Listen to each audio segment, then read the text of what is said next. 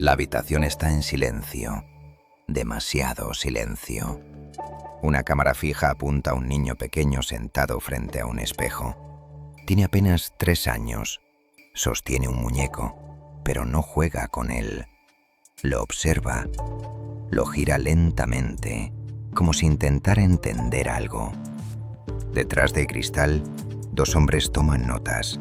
Uno de ellos sonríe, el otro duda. Y entonces el niño habla. No soy yo. Silencio. El hombre que sonríe anota algo más rápido. El otro levanta la vista, inquieto, porque en ese instante, sin saberlo, acaban de presenciar algo imposible. Un niño que empieza a darse cuenta de que su vida no le pertenece. Y lo peor es que todo fue planeado. Todo comienza con un error médico, algo aparentemente rutinario, una cirugía que no debía cambiar nada, pero lo cambió todo. Bruce Reimer nació en Canadá en 1965, un niño completamente sano, sin nada fuera de lo común, hasta que un procedimiento médico salió mal, muy mal. Un accidente durante una circuncisión destruyó una parte esencial de su cuerpo. Sus padres, devastados, no sabían qué hacer. Los médicos tampoco. Pero alguien sí tenía una respuesta. Un nombre que en ese momento representaba autoridad, ciencia y certeza. John Money.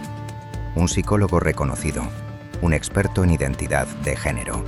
Un hombre convencido de una idea peligrosa, que la identidad humana no está determinada al nacer, que puede moldearse, reescribirse, programarse, como si fuera una hoja en blanco. Y cuando vio el caso de Bruce, no vio un niño, vio una oportunidad. La propuesta fue clara, radical, pero en apariencia lógica. Criarlo como niña, olvidar lo ocurrido, rehacer su identidad desde cero, borrar a Bruce, crear a Brenda. Los padres dudaron, claro que dudaron, pero estaban desesperados. Y cuando alguien con autoridad te dice que puede arreglarlo todo, quieres creerle. Así que aceptaron, sin saber que estaban entrando en uno de los experimentos humanos más perturbadores del siglo XX. El proceso comenzó temprano, demasiado temprano, antes de que el niño pudiera entender o resistirse. Ropa distinta, nombre distinto, expectativas distintas. Brenda, así debía llamarse ahora. Y durante un tiempo pareció funcionar. O al menos eso es lo que el mundo creía. Porque John Money empezó a publicar resultados, a presentar el caso como un éxito. Una prueba viviente de que la identidad es maleable, de que el entorno puede superar a la biología. La comunidad científica lo aplaudía. Los artículos se multiplicaban. El experimento se convertía en referencia. Pero había un problema. Uno que no aparecía en los informes. Uno que no podía medirse con estadísticas. La realidad. Brenda no encajaba. Nunca encajó. No jugaba como las otras niñas. No se comportaba como se esperaba. Había algo que no podía ocultarse. Algo que salía a la superficie constantemente, como si su mente rechazara la historia que le habían impuesto. Y cada vez que eso ocurría, John Money intensificaba el proceso. Sesiones más frecuentes, más presión, más insistencia, pero también algo más oscuro. Las sesiones no eran normales, no eran simples consultas, eran intrusivas, incómodas, perturbadoras. Incluían ejercicios que hoy serían considerados abuso psicológico, incluso algo peor. Pero en ese momento nadie lo detuvo, porque todo estaba justificado. En nombre de la ciencia, en nombre del progreso, en nombre de una idea. Y mientras el mundo veía un experimento exitoso, Brenda se rompía por dentro, día tras día, sin entender por qué, sin poder explicarlo, solo sintiendo que algo estaba mal, muy mal. A los 10 años, La resistencia era evidente. Brenda se negaba a seguir el papel, se volvía agresiva, se aislaba, se hundía. Y entonces ocurrió algo inesperado, algo que cambiaría todo. Un punto de quiebre. Sus padres ya no podían sostener la mentira. Habían visto demasiado, habían ignorado demasiado. Y finalmente tomaron una decisión: decir la verdad. No fue una conversación normal. No podía serlo. ¿Cómo le explicas a un niño que toda su vida ha sido construida, que su identidad fue decida por otros, que su nombre no era suyo, que su historia era un experimento? Cuando lo escuchó, no lloró, no gritó, se quedó en silencio.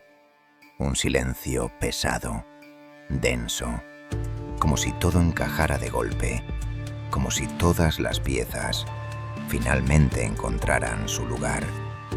Y entonces dijo algo que nadie esperaba. Lo sabía. Ese fue el giro, el momento en el que todo cambia, porque la historia deja de ser un experimento fallido y se convierte en algo mucho más oscuro. Bruce decidió volver, recuperar su identidad, reconstruirse, pero no era tan simple. Nada lo era. Había años de confusión, años de trauma, años de manipulación, que no desaparecen con una verdad. Mientras tanto, John Money seguía publicando, seguía defendiendo su teoría, seguía hablando de éxito, ignorando la realidad, negando las consecuencias, porque admitir el error significaba destruir todo lo que había construido. Bruce creció. Intentó tener una vida normal. Intentó avanzar. Pero hay cosas que no se pueden borrar. Cicatrices invisibles. Preguntas sin respuesta. Recuerdos que no deberían existir. Y entonces llega la parte que nadie quiere contar. Su hermano gemelo, Brian, también había sido parte del experimento. También asistía a las sesiones. También vivió las consecuencias. Y con el tiempo, no pudo soportarlo. Murió joven. Una muerte que muchos relacionan con lo vivido. Bruce tampoco escapó.